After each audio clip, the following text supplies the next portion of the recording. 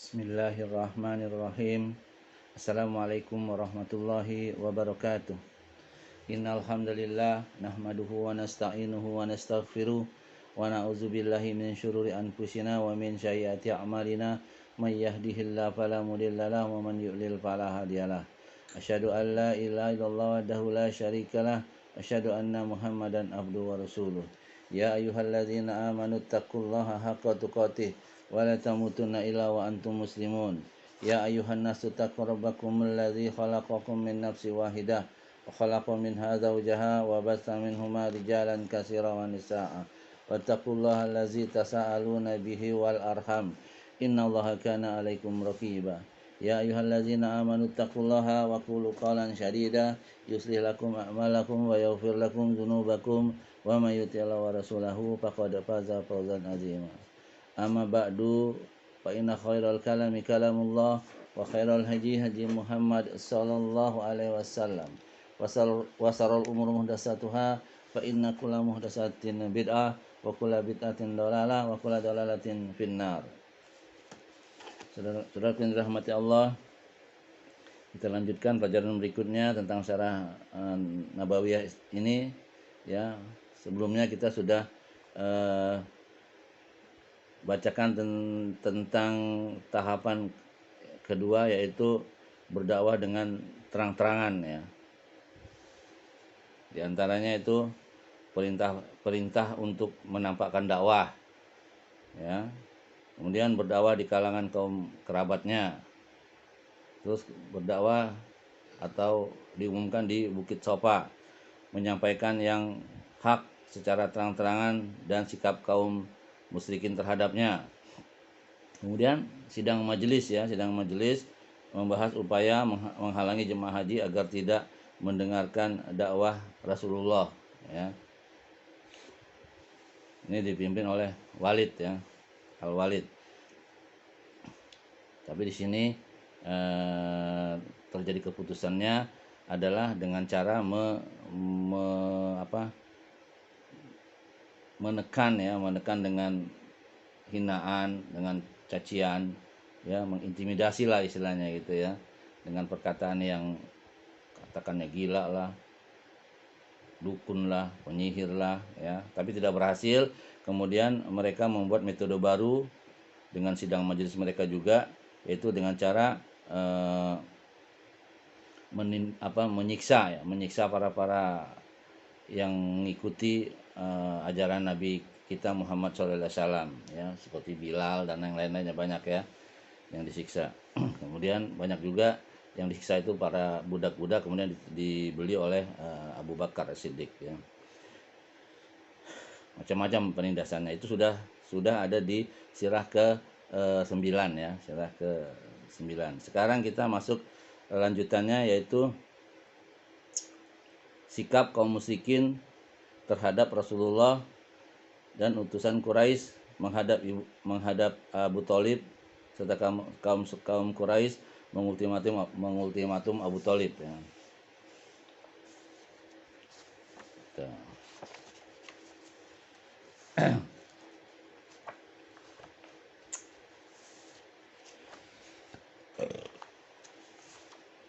Ya. Sikap kaum musyrikin terhadap Rasulullah SAW kala itu adalah tidak mengalami siksaan yang sedemikian seperti para budak-budak ya. Beliau adalah orang-orang yang terhormat, berwibawa dan sosok yang langka. Baik kawan maupun lawan semuanya segan dan mengagungkannya. Sama Nabi takut mereka ya, kalau pengikutnya terutama yang budak-budak dia berani menyiksanya. Setiap orang yang berjumpa dengannya pasti akan menyambutnya dengan rasa hormat dan pengagungan. Tidak seorang pun yang berani melakukan perbuatan tak senonoh dan perbuatan buruk lainnya terhadap beliau, selain manusia-manusia kerdil dan picik. Terlebih lagi, beliau juga mendapatkan perlindungan dari pamannya Abu Thalib. Ya. Dan Abu Thalib ini orang yang terpandang ya, dan dia adalah penguasa juga di Mekah situ ya. Yang merupakan tokoh yang diperhitungkan di Mekah, terpandang nasabnya dan disegani orang. Oleh karena itu, amatlah sulit bagi seorang untuk melecehkan orang yang sudah berada dalam perlindungannya. Kondisi ini tentu amat mencemaskan kaum Quraisy dan membuat mereka terjepit sehingga tidak dapat berbuat banyak. Hal ini memaksa mereka untuk memikirkan secara jernih jalan keluarnya tanpa harus berurusan dengan tapal larangan yang bila disentuh akan berakibat tidak baik. Ya, ini problem buat mereka ya kaum musyrikin. Problem tersebut malah memberikan inspirasi ya, bagi mereka untuk memilih jalan berunding ya kepada sesepuh terbesar mereka, Abu Thalib. Akan tetapi tentunya dengan lebih banyak melakukan pendekatan secara hikmah dan ekstra tegas. Ya, disisipi dengan trik menantang dan ultimatum terselubung sehingga dia mau tunduk dan mendengarkan apa yang mereka katakan. Ya, jadi ultimatum secara terselubung ya, tapi sebenarnya dipahami ya oleh Abu Thalib. Saudara yang dirahmati Allah, utusan Quraisy menghadap ke Abu Thalib, ya, pamannya Nabi kita sallallahu alaihi wasallam. Ibnu Ishaq berkata, sekelompok tokoh bangsawan kaum Quraisy menghadap Abu Thalib lalu berkata kepadanya, "Wahai Abu Thalib, sesungguhnya keponakanmu telah mencaci Tuhan-Tuhan kita, mencela agama kita, menganggap kita menyimpang dan menganggap nenek moyang kita sesat. Karenanya engkau hanya punya dua alternatif, mencegahnya atau membiarkannya kami dan dia untuk menyelesaikan urusan ini. Sesungguhnya kondisimu adalah sama seperti kami, tidak mendapat atau tidak sependapat dengannya. Oleh karena itu kami berharap dapat mengendalikanmu dalam menghentikannya."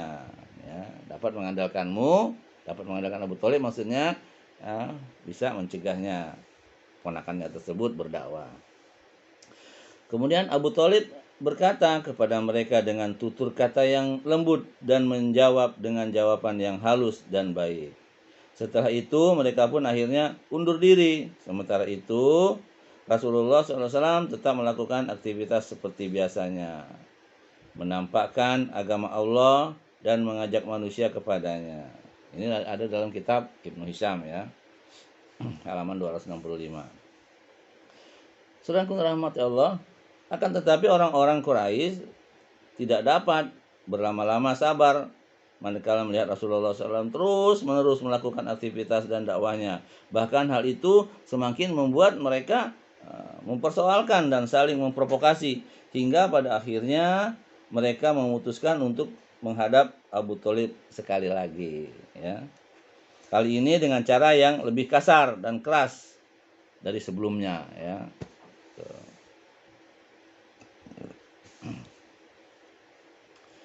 Kaum Quraisy mengultimatum ya. Anda menghadap lagi kan? Kaum Quraisy itu mengultimatum Abu Thalib. Para pemuka kaum Quraisy kembali mendatangi Abu Thalib. Seraya berkata kepadanya, "Wahai Abu Thalib, sesungguhnya usia, kebangsawanan, dan kedudukanmu bernilai di sisi kami. Dan sesungguhnya pula kami telah memintamu menghentikan pula pola tingkah laku keponakanmu itu. Namun engkau tidak mengindahkannya. Demi Allah, sesungguhnya kami tidak sabar lagi atas perbuatannya tersebut." Ya, yang mencela Tuhan nenek moyang mereka ya, menganggap kami sesat dan mencemooh Tuhan-Tuhan kami, kecuali jika engkau mencegah sendiri atau kami yang akan membuat perhitungan dengannya dan denganmu sekaligus. Diancam ya Abu Thalib. Setelah itu kita lihat siapa di antara dua pihak ini yang akan binasa ya kan? Ancaman tersebut atau ultimatum tersebut sangat keras ya, dirasakan berat oleh Abu Thalib. Karenanya dia menyongsong Rasulullah SAW seraya berkata kepadanya, "Wahai keponakanku, sesungguhnya kaummu telah mendatangiku dan mengatakan ini dan itu kepadaku. Maka kasihanilah aku dan dirimu juga. Janganlah engkau membebaniku dengan sesuatu yang tak mampu aku lakukan." Jadi mengeluh juga ya Abu Thalib ya. Namun apa?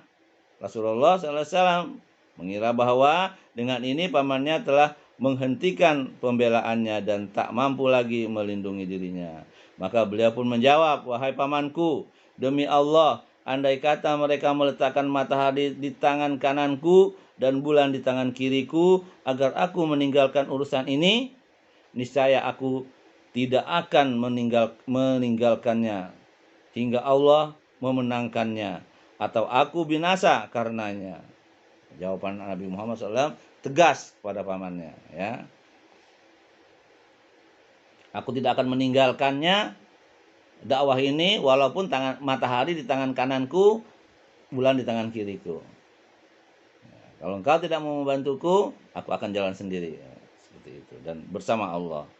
Kemudian beliau mengungkapkannya dengan berlinang air mata dan terseduh, lalu berdiri dan meninggalkan pamannya. Namun pamannya memanggilnya dan tatkala beliau SAW menghampirinya, dia berkata kepadanya, "Pergilah wahai keponakanku, katakanlah apa yang engkau suka demi Allah. Sekali-kali aku tidak akan pernah menyerahkanmu kepada siapapun." Akhirnya dengan ucapan Nabi SAW tersebut tegas, ya, Abu Thalib pun tegas, siapapun yang akan menghalangimu karena itu kebenaran, aku akan melindungimu. Nah, kira-kira begitulah ya. Lalu dia merangkai beberapa untai bait, ya, yang artinya puisinya, "Demi Allah, mereka semua tidak akan dapat menjamahmu hingga aku mati berkubang tanah. Sampaikanlah dengan lugas urusanmu, tiada celah bagimu, karenanya bergembiralah kamu dan bersukacitalah." Subhanallah ya. Pembelaan pamannya tentunya dengan ketegasan Nabi kita SAW. Apapun yang akan terjadi, dia terus berdakwah. Ya. Walaupun dia sedih meninggalkan pamannya. Tapi dengan rahmat Allah, ya, pamannya akhirnya luluh dan bertekad ingin membela keponakannya sampai kematian dia. Begitu kata beliau, kira-kira seperti itu ya. Kemudian kaum Quraisy kembali menghadap Abu Thalib lagi, ya. Tatkala kaum Quraisy melihat Rasulullah SAW masih terus melakukan aktivitasnya, tahulah mereka bahwa Abu Thalib tak berkeinginan untuk menghentikan pembelaannya pada Rasulullah SAW. Ya. Dan hatinya telah bulat untuk memisahkan diri dan memusuhi mereka. Maka sebagai upaya untuk membujuknya, mereka membawa Imarah bin Al-Walid bin Al-Mughirah ke hadapannya secara berujar, "Wahai Abu Thalib." Nah, ini Al-Walid tadi ini yang rapat waktu sebelumnya ya, ingin mencegah orang-orang yang mau berhaji, jangan dengarin katanya.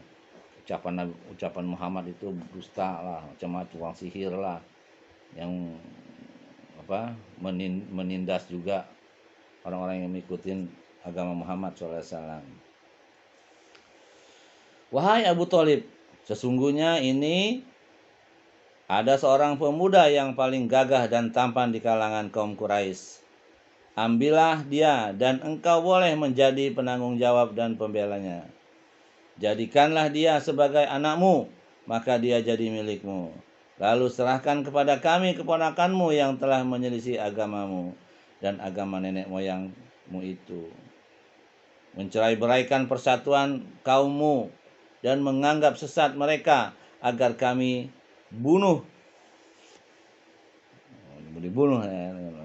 Ini adalah barter manusia dengan manusia di antara kita," kata orang Quraisy ya. Dan Abu Thalib menjawab, "Demi Allah, sungguh tawaran kalian tersebut sesuatu yang murahan. Apakah kalian ingin memberikan kepadaku anak kalian ini agar aku beri makan dan demikian?" Ya, nggak mau dia. "Sementara aku memberikan anakku agar kalian bunuh." Demi Allah, ini tidak akan pernah terjadi. Tegas jawaban Abu Thalib ya. Al-Mut'im bin Adi bin Naufal bin Abdul Manaf berkata, demi Allah, wahai Abu Thalib, kaummu telah berbuat adil terhadapmu dan berupaya untuk membebaskanmu dari hal yang tidak engkau sukai. Jadi apa sebabnya aku lihat engkau tidak mau menerima sesuatu pun dari tawaran mereka. Ya, ini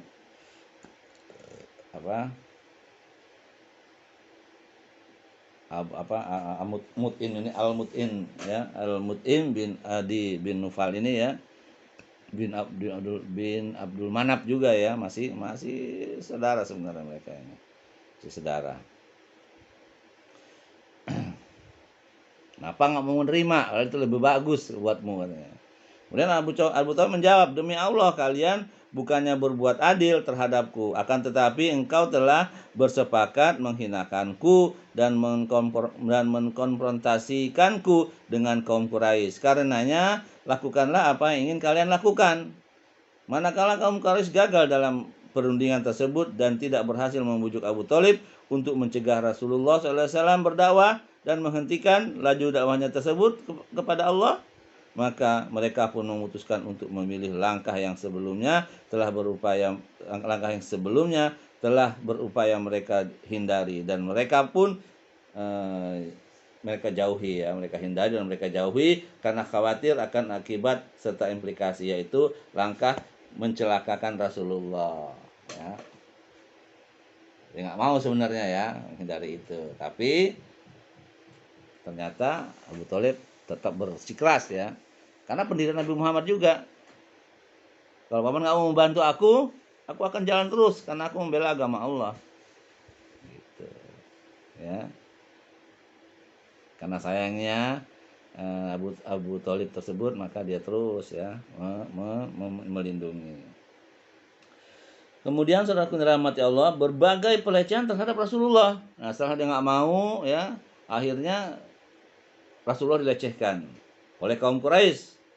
Ya, akhirnya kaum Quraisy membatalkan sikap pengagungan dan penghormatan yang dulu pernah mereka tampakkan terhadap Rasulullah SAW. Semenjak munculnya dakwah Islamiyah di lapangan, memang sungguh sulit merubah sikap yang terbiasa dengan kebengisan dan kesombongan untuk berlama-lama sabar. Ya.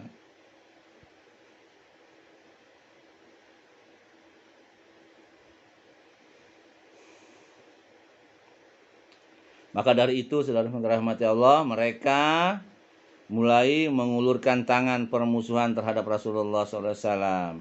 Sebagai implementasi, ya, mereka melakukan berbagai bentuk ejekan. Kembali lagi ya ke semula itu. Tapi waktu itu kan ejekannya bukan kepada Nabi ya. Ya termasuk kepada Nabi juga ya, tapi ini lebih parah lagi gitu ya. Pencemaran nama baiknya, pengaburan, keusilan dan lain sebagainya. Tentunya sudah lumrah bila yang menjadi garda terdepan dan ujung tombak adalah Abu Lahab. Abu Lahab ini pamannya ya. Itu termasuk dari suku Bani Hasyim ya. Sebab dia adalah salah seorang pemuka suku Bani Hasyim. Ya. Dia tidak pernah memikirkan pertimbangan apapun sebagaimana yang selalu dipertimbangkan oleh tokoh-tokoh Quraisy lainnya. Dia adalah musuh bebuyutan Islam dan para pemeluknya sejak lama ya. Sejak lama dan sejak pertama ya. Musuh bebuyutannya Quraisy ya. Dia sudah menghadang Rasulullah SAW sebelum kaum Quraisy berkeinginan melakukan hal itu. Jadi Abu Lahab tuh sebelum Quraisy melakukan intimidasi, Abu Lahab sudah duluan gitu ya kan. Saudara yang dirahmati Allah, telah kita ketahui di awal muka tadi ya, sebagaimana perilaku Abu Lahab terhadap Nabi SAW di majelis Bani Hasyim dan di Bukit Safa. Sebelum beliau SAW diutus, Abu Lahab telah mengawinkan kedua anaknya, yaitu Utbah dan Utaibah. anaknya Abu Lahab ya, dengan kedua putri Rasulullah sallallahu alaihi wasallam, yaitu Ruqayyah dan Ummu Kulsum. Nah, jadi sebelumnya mereka udah besanan nih sebenarnya ya, sama pamannya ini. Namun tatkala beliau diutus menjadi rasul, dia memerintahkan kedua anaknya tersebut agar menceraikan kedua putri beliau sallallahu alaihi wasallam dengan cara yang kasar dan keras, sehingga keduanya pun menceraikan kedua putri Rasulullah sallallahu alaihi wasallam tersebut ya. Ini ada dalam Usdul Gobah ya, bab 6 pada biografi Ruqayyah dan Ummu Kulsum. Kemudian, saudara dirahmati Allah, ketika Abdullah ya, putra kedua Rasulullah sallallahu alaihi wasallam wafat, Abu Lahab amat gembira dan mendatangi semua kaum musyrikin untuk memberitakan perihal Muhammad yang sudah menjadi orang yang terputus keturunannya. Jadi begitu anaknya meninggal, dibilang udah terputus nih, udah nggak bisa ada yang nerusin nih, kan gitu ya. Nah, ini dalam kitab tafsir Ibnu Katsir dalam surat Al-Kautsar. Nah, ya. Orang-orang di zaman jahiliyah mempunyai anggapan apabila seorang kehilangan putra-putranya karena wafat, maka terputus sejarahnya karena garis keturunan bersambung melalui anak laki-laki bukan perempuan. Itu tradisi mereka ya.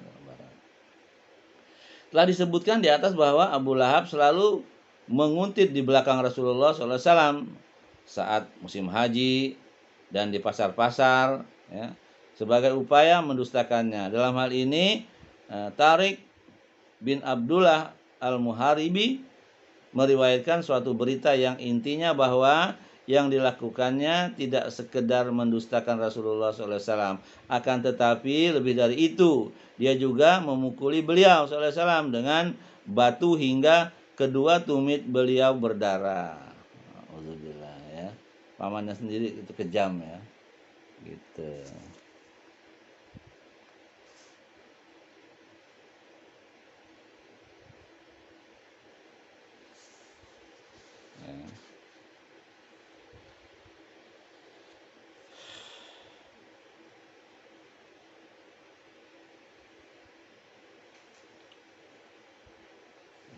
Jadi anaknya Nabi itu ya, yang laki-laki itu diantaranya yang pertama itu adalah Qasim ya, kunyahnya. Jadi Abdul Qasim itu sering-sering dipanggil kunyahnya Nabi Muhammad ya.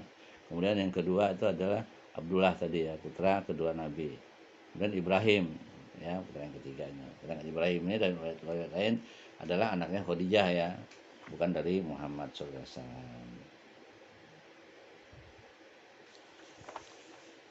Saudaraku dirahmati Allah, istri Abu Lahab, Ummu Jamil binti Harb bin Umayyah, saudara perempuan Abu Sofyan, tidak kalah pula frekuensi permusuhannya terhadap Nabi SAW dibanding sang suaminya. Dia pernah membawa duri dan menyerahkan di jalan yang dilalui oleh Nabi Muhammad SAW. Bahkan juga di depan pintu rumah beliau pada malam harinya.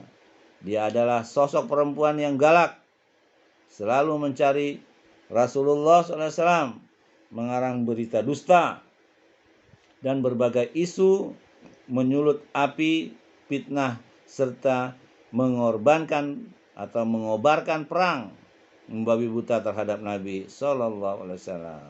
Oleh karena itulah Al-Quran menjulukinya sebagai Hammalatal Hatab.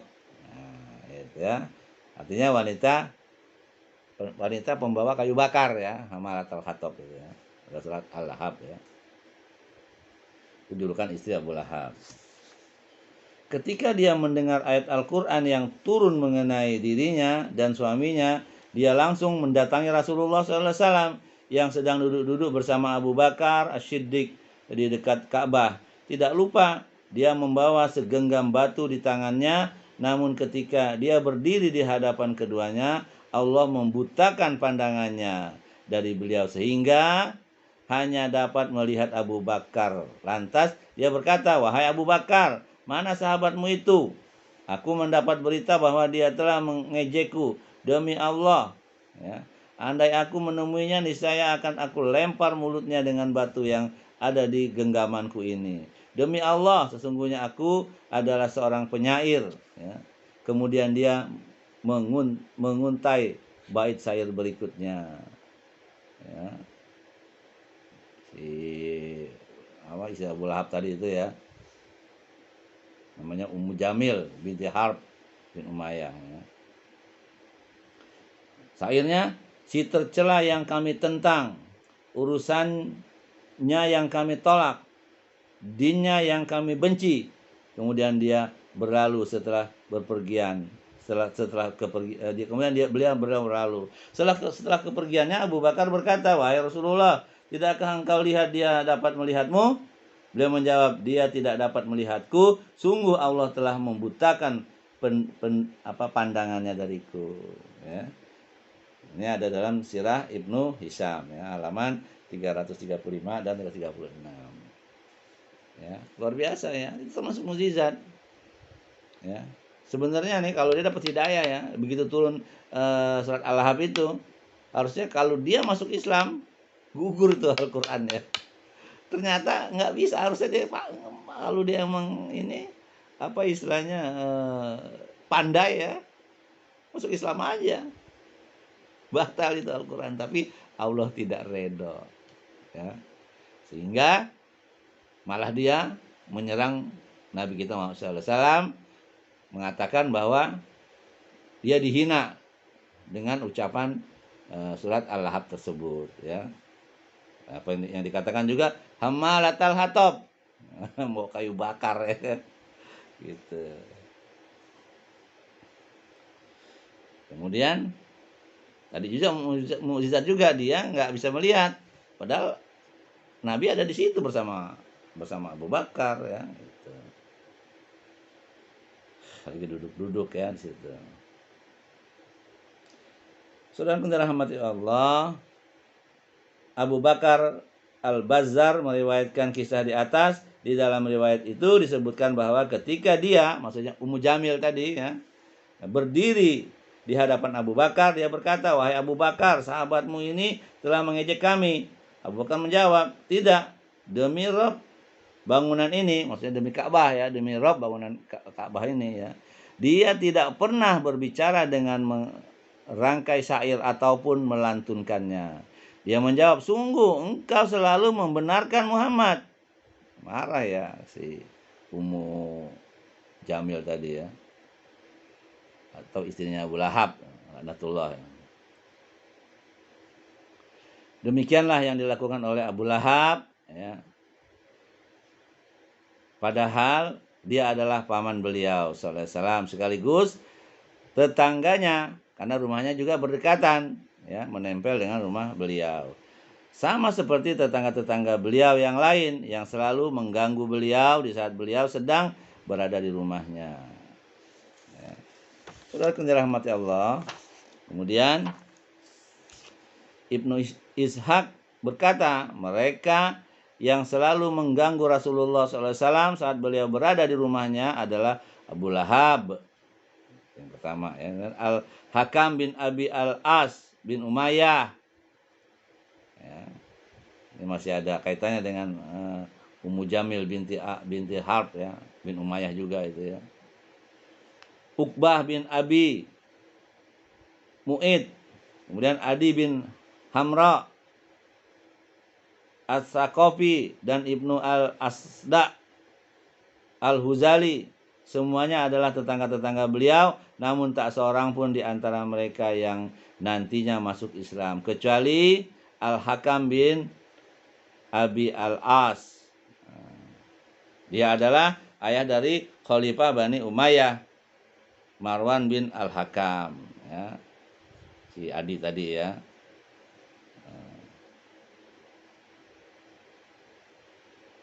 Al-Hakam bin Abi Al-As ya.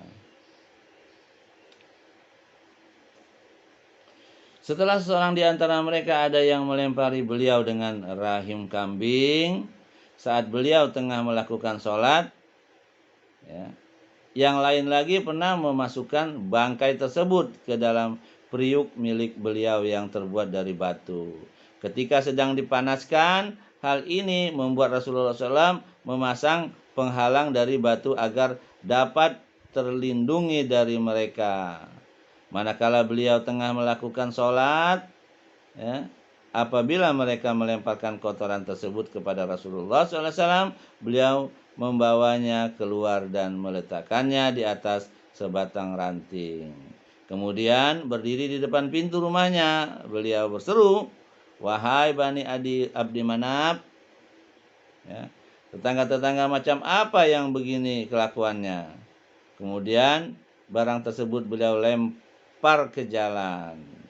Ini ada juga dalam kitab Ibnu Hisham ya, halaman 416. Saudaraku dirahmati Allah, Uqbah bin Abi Mu'id malah melakukan hal yang lebih buruk dan busuk dari itu. Imam Al-Bukhari meriwayatkan dari Abdullah bin Mas'ud radhiyallahu anhu bahwa pernah sesuatu hari saat Nabi SAW melakukan sholat di sisi Ka'bah, sedangkan Abu Jahal dan rekan-rekannya, ya, tengah duduk-duduk.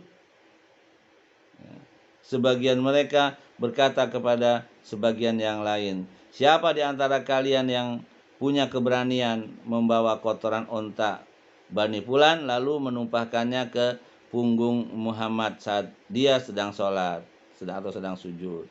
Maka bangkitlah sosok yang paling sesat di antara mereka, Uqbah bin Abi Mu'id. Nah, ini beda nih ya, Abu Jahal dengan Abu Lahab. Kalau Abu Lahab itu pamannya, kejam juga. Abu Lahab ini bukan pamannya ini ya, dia lebih kejam juga ini. Dia membawa kotoran tersebut sambil memperhatikan gerak-gerik Nabi Muhammad SAW. Tatkala beliau SAW beranjak sujud kepada Allah, dia menumpahkan kotoran tersebut ke atas punggungnya antara kedua bahunya. Aku Ibnu Mas'ud ya. Hanya dapat ya, aku katanya Ibnu Mas'ud hanya dapat memandanginya. Hal itu tanpa mampu berbuat apa-apa.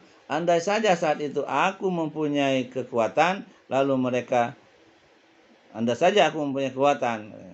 Lalu mereka tertawa, terbahak-bahak sambil memiringkan badan satu sama lainnya dengan penuh kesombongan dan keangkuhan. Sementara Rasulullah SAW masih sujud. Beliau tidak mengangkat kepalanya hingga Fatimah datang ya untuk membersihkan, Masya Allah ya, dan membuang kotoran tersebut dari punggung beliau. Barulah beliau mengangkat kepala kemudian berdoa, "Ya Allah," doanya ini ya, "berikanlah balasan yang setimpal kepada kaum Quraisy tersebut." Beliau mengucapkannya 3 kali dan doa ini membuat dada mereka sesak. Jadi kalau kita mendoakan orang yang jangan sama kita, ya jangan berlebihan ya. Ini kata Nabi Muhammad doanya. Ya Allah, balaslah mereka dengan yang setimpal. Nggak boleh kita berlebihan ya. Atau ya Allah bunuh dia dan segala macam, nggak boleh ya. Dia maksud Ibnu Mas'ud bertutur lagi. Mereka beranggapan bahwa doa yang dipanjatkan dari doa yang dipanjatkan di negeri itu, maksudnya di Mekah itu ya, pasti terkabul. Kemudian beliau melanjutkan doanya tersebut dengan menyebutkan nama mereka satu persatu.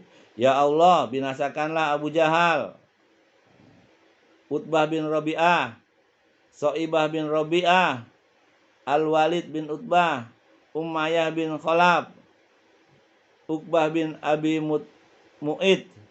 Ketika menyebutkan nama orang yang ketujuh, Ibnu Mas'ud tidak mengingatnya. Selanjutnya Ibnu Mas'ud berkata, "Demi zat yang jiwaku di tangannya, sungguh aku telah melihat orang-orang yang tersebut satu persatu oleh Rasulullah SAW dijebloskan dalam keadaan tewas mengenaskan ke dalam sumur Badar." Dia mati dalam perang Badar ya. Yang ke orang tadi, ketujuh orang tadi ya.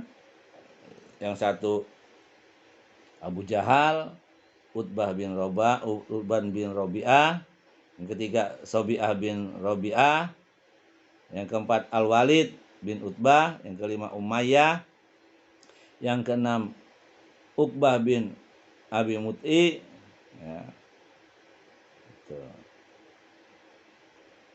Yang ketujuh nggak disebutkan namanya ya, tapi ada 7 itu.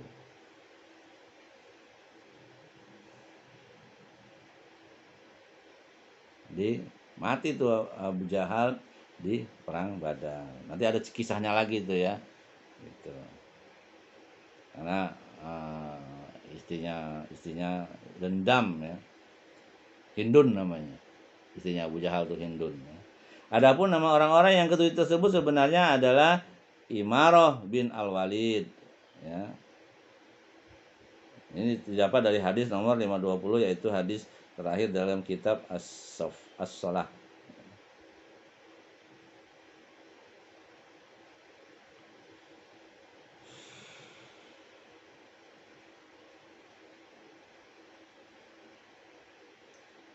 Saudaraku dirahmati Allah, berbeda lagi dengan perlakuan Umayyah bin Khalaf. Bila melihat Rasulullah SAW, dia langsung mengumpat dan mencelanya. Karenanya turunlah ayat berikut, ya, dalam surat Al-Humazah ayat 1. Wailul likulli humazatil lumazah. Ya kan? Umayyah ini berlakunya. Artinya kecelakaan. Ya, kecelakaanlah bagi setiap pengumpat. Surat Al-Humazah ya, lagi tercela ayat 1-nya. Ibnu Hisham berkata, makna kata Al-Humazah adalah orang yang mencemooh seseorang secara terang-terangan dan tanpa ditutup-tutupi. Maka jangan main-main ya, jangan gampang mencemooh kan orang ya. Kalau didoain, karena doa orang yang dizalimin itu makbul ya.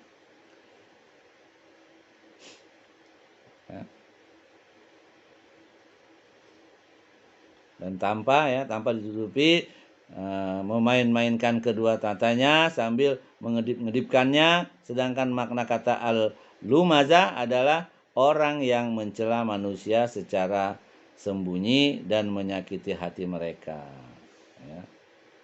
Ini ada dalam kitab Ibnu Hisham halaman 356. Saudaraku, ya, maksudnya saudara laki-lakinya Ubay bin Khalaf merupakan sahabat karib dari Uqbah bin Abi Mu'id, ya. Ya. Suatu ketika Uqbah hadir di majelis Nabi SAW sambil mendengarkan dakwahnya. Namun manakala berita tersebut sampai ke telinga Ubay, dia langsung menegur dan mengkritik saudaranya tersebut serta memintanya agar meludah ke wajah Rasulullah SAW, ya. Suruh meludah ke wajah Rasulullah SAW. Maka dia pun melakukannya, sementara Ubay sendiri tidak mau kalah. Dia menumbuk tulang belulang yang ada di situ sampai remuk, redam, lalu meniupnya ke arah angin yang berhembus menuju Rasulullah Sallallahu Alaihi Wasallam. Ya. Luar biasa ya, orang kafir jahatnya. Makanya orang kafir itu kalau baik pura-pura baik gitu. Bentuk pelecehan lainnya, ya, Al-Akhnas bin Suraik At-Saqafi selalu mencaci maki Rasulullah SAW. Karenanya Al-Quran melabelkan terhadapnya 9 sifat yang menyingkap perangainya tersebut, yaitu firman Allah Ta'ala dalam surat Al-Qalam ayat 10-13. A'udzubillahi minasyaitonirrajim. Wala tuti' kullahallafim mahin hammazim masya'im binamim manna'il lil khairi mu'tadin asim utullim ba'da dzalika zanim. Seterusnya ya. Artinya, dan janganlah kamu ikuti setiap orang yang banyak bersumpah lagi hina, yang banyak mencela, yang kian kemari menghambur fitnah, yang enggan berbuat baik, yang melampaui batas, lagi banyak dosa, yang kaku kasar. Selain dari itu, yang terkenal kejahatannya. Surah Al-Qalam ayat 10-13. Saudara yang dirahmati Allah, demikian pula dengan Abu Jahal. Terkadang dia mendatangi Rasulullah SAW dan mendengarkan Al-Quran, kemudian berlalu, namun hal itu tidak membuatnya beriman, tunduk, atau berperangai baik, apalagi takut. Bahkan dia menyakiti Rasulullah SAW dengan ucapannya, menghalang-halangi manusia dari jalan Allah. Berlalu lalang dengan angkuh, memamerkan apa yang diperbuatnya, dan bangga dengan kejahatan yang dilakukannya tersebut, seakan melakukan sesuatu prestasi besar. Nauzubillah. Ya. Terhadapnya turunlah ayat, ya. Abu Jahal ini, ya. Yang artinya, ya, dalam surat Al-Qiyamah, ya, ayat 31 dan seterusnya. Dan dia tidak mau membenarkan Rasulullah SAW dan Al-Quran, dan tidak mau mengerjakan sholat. Ya, Al-Qiyamah ayat 31 dan seterusnya, ya. Sudah dibaca situ. Ya.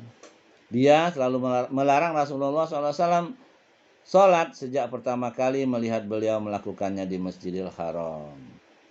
Satu kali, ya, dia melewati beliau yang sedang melakukan sholat di sisi Makom Ibrahim. Lalu berkata, "Wahai Muhammad, bukankah aku sudah melarangmu melakukan ini?" Maka Rasulullah SAW mengancam dan berbicara keras kepadanya serta membentaknya. Dia berkata kepada beliau, "Wahai Muhammad, dengan apa engkau akan mengancamku?" Nah, kayaknya Abu Jahal bilang begitu, ya. Abu Muhammad sudah mengancam dengan tegas, ya, dan keras. "Demi Allah, aku ini adalah orang yang paling banyak kerabat dan pendukungnya di lembah ini." Maksudnya di lembah Mekah itu, ya. Maka dengan ucapannya itu turunlah firman Allah dalam surat Al-Alaq ayat 17-18, ya. A'udzubillahi minasyaitonirrajim. Fal yad'u nadiyah sanad'uz zabaniyah. Maka biarkanlah dia memanggil golongannya untuk menolongnya. Kelak kami akan memanggil malaikat Jabaniyah. Masya Allah, ya. Al-Alaq ayat 17-18. Dalam riwayat yang lalu disebutkan bahwa Nabi SAW mencengkram lehernya dan mengancam dan mengguncang-guncangkannya sambil membacakan firman Allah Subhanahu wa taala dalam surat Al-Qiyamah ayat 34-35. A'udzubillahi minasyaitonirrajim. Aula laka aula, tsumma aula laka aula. Nah, ancamannya, ya. Kecelakaan bagimu, hai orang kafir, dan kecelakaan bagimu. Kemudian kecelakaan bagimu, hai orang kafir, dan kecelakaanlah bagimu. Ya. Ancam lagi, ya. Gitu. Al-Quran mengancam dia melalui misalnya Nabi Muhammad SAW, ya. Gitu. Dalam surat Al-Qiyamah ayat 34-35. Lantas sang musuh Allah itu berkata, "Engkau hendak mengancamku, wahai Muhammad? Demi Allah, engkau dan Tuhanmu tidak akan sanggup melakukan apapun. Sesungguhnya akulah orang yang paling perkasa yang berjalan di antara dua gunung di Mekah ini."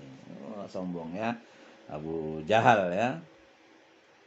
Sekalipun sudah dibentak-bentak seperti itu, Abu Jahal tidak pernah jera dari kedunguannya. Bahkan semakin menjadi-jadi saja. Berkaitan dengan ini, Imam Muslim meriwayatkan sebuah hadis dari Abu Hurairah. Dia berkata, Abu Jahal berkata, "Apakah Muhammad sujud dan menempelkan dahinya di tanah?" Maksudnya sholat, ya. "Di depan batang hidung kalian?" Mereka menjawab, "Iya, benar."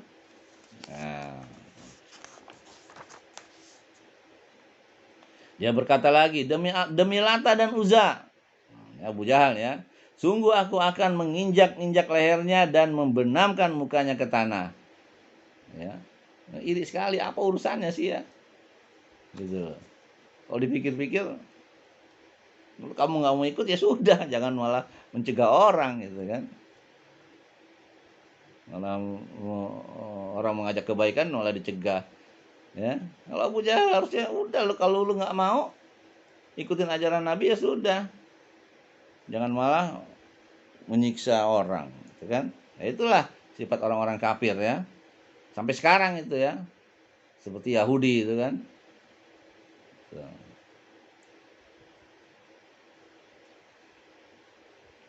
Kemudian dia pun mendatangi Rasulullah SAW yang sedang melakukan sholat. Abu Jahal sebelumnya sesumbar akan menginjak-injak leher beliau. Namun mereka dikagetkan dengan berbalik, ya, mundur. Takut Abu Jahal ya, dan malah berlindung di balik kedua tangannya. Mereka lalu bertanya, wahai Abu Jahal, ada apa denganmu? Nah, begitu dia mau nginjak-injak leher, ada Jibril ya yang menghalangi dia. Takut dia hanya dia yang tahu. Dan Nabi itu sendiri ya. Orang-orang lain nggak ngelihat gitu kan gitu. Makanya orang lain bertanya, "Ada apa gerangan denganmu, Abu Jahal?" Dia menjawab, "Sesungguhnya antara diriku dan dirinya terdapat parit dan api."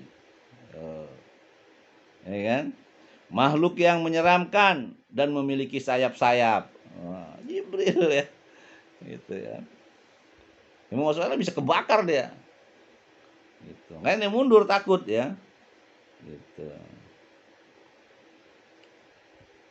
Lantas Rasulullah Shallallahu Alaihi Wasallam bersabda, andai dia sedikit lagi mendekat kepadaku, niscaya tubuhnya akan disambar malaikat dan terkoyak satu persatu.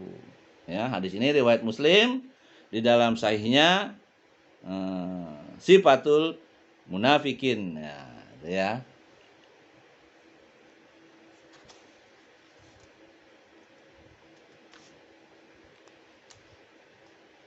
Demikianlah saudaraku rahmati Allah, gambaran yang amat kecil sekali dari berbagai bentuk penganiayaan dan kelaliman yang dialami oleh Rasulullah SAW dan kaum muslimin yang dilakukan oleh para togut, kaum musyrikin yang mengklaim diri mereka sebagai ahlullah atau kekasih Allah. Aku aja ya. Dan penduduk tanah haramnya. Gitu. Ya, sekilas aja ceritanya itu ya. Kemudian kita lanjutkan yang berikutnya ya. Aktivitas di Darul Arqam ya. Merupakan suatu hikmah, hal yang bijak dalam menyingkapi ya, penindasan tersebut Rasulullah SAW melarang kaum muslimin memproklamirkan keislaman mereka, baik dalam bentuk perkataan maupun tindakan, serta tidak mengizinkan mereka bertemu dengan beliau kecuali secara rahasia. Nabi melarang ya, jangan sampai nanti mereka disiksa ya, karena kejam ya. Gitu. Karena bila mereka bertemu dengan beliau secara terbuka, maka tidak diragukan lagi kaum musyrikin akan membatasi ruang gerak beliau, sehingga keinginan beliau untuk mentakziah atau menyucikan diri kaum muslimin dan mengajarkan mereka Alkitab dan As-Sunnah akan terhalangi, dan itu pun tertutup kemungkinan dapat menyebabkan terjadinya benturan antara kedua belah pihak. Bahkan hal itu benar-benar terjadi pada tahun keempat kenabian. Nah, ini strategi juga ya. Kalau kita lemah ya kita mundur dulu lah. Gitu. Itu strategi dalam berdakwah. Kalau kita nggak bisa masuk ke tempat lingkungan bid'ah, ya udah pelan-pelan. Ya, satu-satu kita ambil orang-orang yang memang ingin menjemput surga ya. Gitu. Kalau dengkotnya ya biarin aja lah. Nanti lama-lama juga kehabisan dia ya, kehilangan pengikutnya. Kalau udah kehilangan pengikutnya nggak dapat duit lagi dia ya, karena nggak dipanggil lagi untuk dakwah ya. Lalu bid'ah itu memang paling keras ya, menyerang ahlu sunnah ya. Tapi mereka nggak mau dibilang ahlu bid'ah, ngakunya ahlu sunnah. tapi menyelisih sunnah gitu. Aneh juga ya. Gitu. Malah Ahlus Sunnah dibilangin Wahabi. Macam-macam ya. Julukan yang buruk. Kalau ditanya Wahabi apa? Orang ngerti. Gitu, kan. Wahabi itu apa? Orang yang suka kafir-kafirin orang, orang yang suka bid'ahin orang. Padahal yang mengatakan bid'ah pertama kali adalah Nabi kita Muhammad SAW. Yang mengatakan kafir adalah Allah. Banyak sekali dari ayat-ayat Al-Quran dalam Al-Quran tersebut. Ambil contoh aja surat Al-Kafirun, bahkan ada nama suratnya ya, Al-Kafirun. Belum di setiap surat ada itu. Kata-kata kufar, kafir, kafirun, munafikun, sama itu.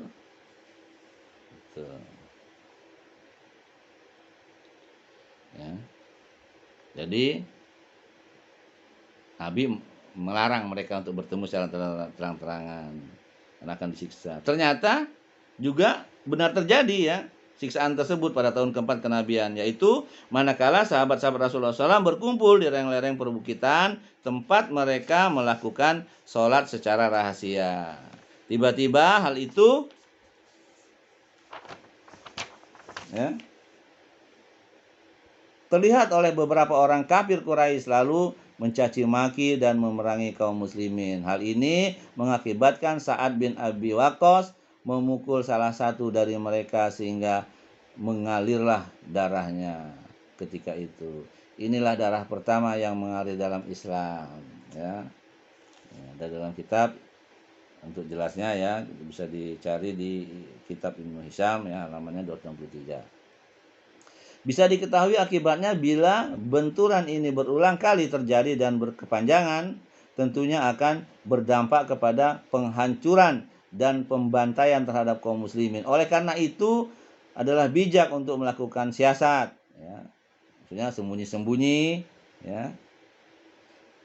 Umumnya para sahabat menyembunyikan keislaman, peribadatan, dakwah, dan pertemuan mereka. Sedangkan Rasulullah SAW tetap berdakwah dan beribadah secara terbuka di depan mata kepala kaum musyrikin.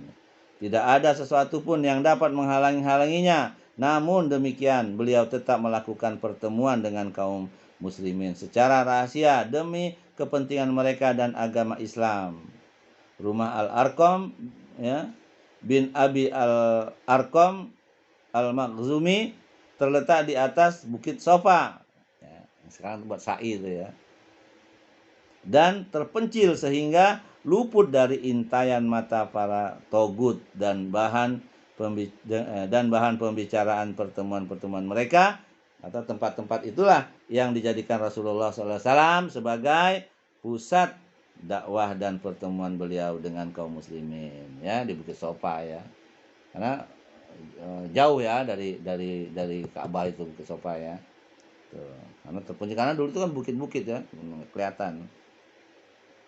Beliau SAW membacakan kepada mereka ayat-ayat Allah dan menyucikan hati mereka serta mengajarkan mereka Alkitab dan Al-Hikmah. Tuh. Ya.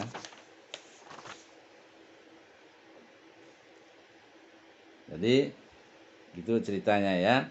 Sekarang kita lanjutkan lagi hijrah pertama menuju negeri Habasyah. Habasyah itu Ethiopia ya, Afrika. Penindasan terhadap kaum muslimin ya pada pertengahan atau akhir tahun keempat kenabian pada mulanya tidak seberapa, namun kemudian dari hari ke hari dan dari bulan ke bulan berubah menjadi lebih keras dan semakin menghebat pada pertengahan tahun kelima kenabian, sehingga seakan tiada tempat lagi bagi mereka di Mekah dan memotivasi mereka untuk memikirkan cara meloloskan diri dari siksaan-siksaan tersebut. Dalam kondisi yang seperti inilah turunlah surat Az-Zumar yang mengisyaratkan perlunya berhijrah dan memberitahukan bahwa bumi Allah tidaklah sempit. Hal ini sebagaimana disebutkan dalam firman-Nya berikut ya. Jadi para sahabat ngungsi ya ke Ethiopia itu ya, ke Habasa. Itu kurang lebih sekitar 80-an ya. Karena selama dia Nabi berdakwah di Mekah itu ya, selama 13 tahun, itu cuma 153, 154 kalau nggak salah yang masuk Islam ya, termasuk sahabat, istri dan semuanya itu. Tuh. Jadi separuhnya atau 80-an kurang lebih hijrah ke Habasah itu ya. Yang pada takut-takut, yang masih berani ya paling berapa, tinggal 50-an, 57-an ya. Ya. Ini firman-Nya, maka turunlah surat Az-Zumar ayatnya 10. A'udzubillahi minasyaitonirrajim. Lillazina ahsanu fi hadhid dunya hasanah wa ardullahi wasi'ah innama yuwaffas sabiruna ajrahum bighairi hisab. Artinya orang-orang yang berbuat baik di dunia ini memperoleh kebaikan, dan bumi Allah itu adalah luas. Sesungguhnya hanya orang-orang yang bersabarlah yang dicukupkan pahala mereka tanpa batas. Makanya kesabaran itu pahalanya besar ya. Karena penghuni surga itu orang-orang yang sabar. Sabar dalam ibadah, sabar dalam berdakwah, sabar mendapat pencobaan ya. Jadi kita berlindung kepada Allah, jangan sampai kita mendapat cobaan yang kita nggak mampu ya. Gitu. Kalau dijaga oleh Allah dan kita istiqomah terus ya. Di sunnah Rasulullah SAW ya, jangan sampai kita menyimpang. Kita selalu berlindung kepada Allah karena hati kita ini ada dalam genggaman Allah ya. Makanya kita selalu berdoa dalam sholat itu ya. Ya muqallibal qulub sabit qalbi ala dinik. Ya Allah, Engkau yang membolak-balikkan hati, teguhkanlah hatiku dalam agamamu yang benar. Kira-kira begitu ya. Nabi ajarkan seperti itu, bro. Ya muqallibal qulub sabit qalbi ala dinik. Ya. Saudaraku yang dirahmati Allah, Rasulullah SAW telah mengetahui bahwa As-Samah An-Najasi, Raja Hasabah adalah seorang yang adil. Tidak seorang pun yang terzalimi olehnya. Karena itu, beliau memerintahkan kaum muslimin agar berhijrah ke sana guna menyelamatkan agama mereka dari fitnah. Ini masih sebenarnya orang-orang Kristen juga ya agamanya. Tapi rajanya wallahu alam ya. Dalam riwayat yang lain tuh dia itu Islam, karena dikabarkan dia meninggal, Nabi sholat gaib tuh. Nah, itu pertama kali lah Nabi sholat gaib itu. Karena apa? Sholat gaib itu untuk mendoakan orang-orang tokoh-tokoh yang berjasa dengan Islam ya, tokoh-tokoh besar. Bukan semua orang disolatin gaib ya. Jadi hanya tokoh-tokoh besar aja, hanya orang-orang yang benar-benar membela Islam. Ini kita enggak. Ada orang mati karena wabah, sholat gaib. Orang meninggal ini sholat gaib. Masya Allah.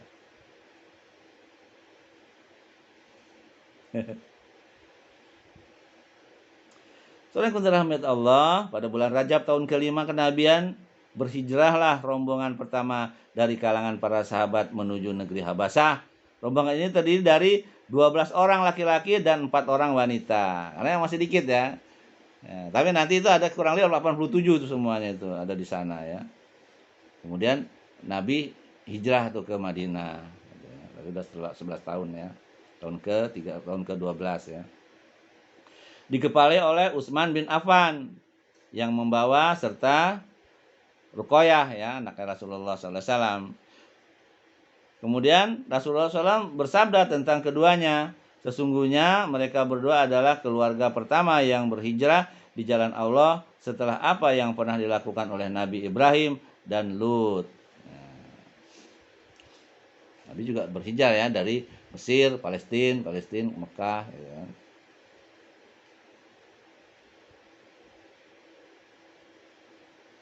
Kepergian mereka dilakukan dengan mengendap-endap pada malam yang gelap gulita agar tidak diketahui oleh kaum Quraisy menuju laut.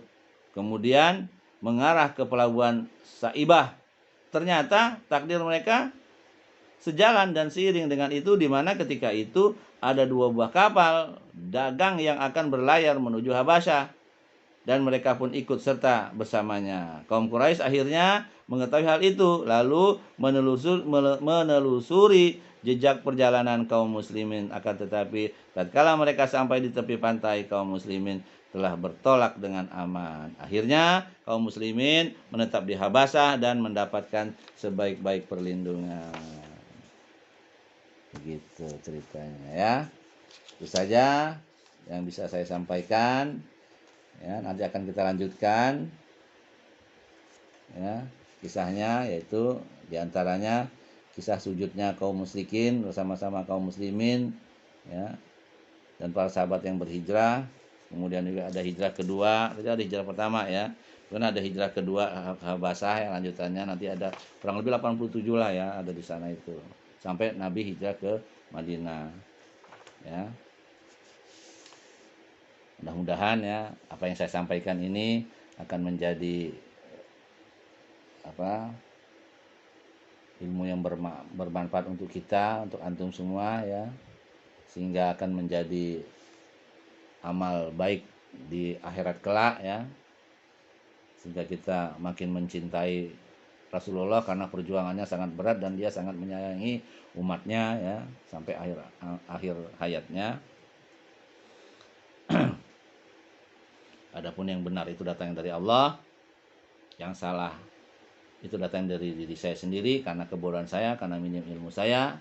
Saya mohon ampun kepada Allah dan mohon maaf kepada antum. Subhanakallah bihamdik. Asyhadu an la ilaha illa anta astaghfiruka wa atubu ilaik. Assalamualaikum warahmatullahi wabarakatuh.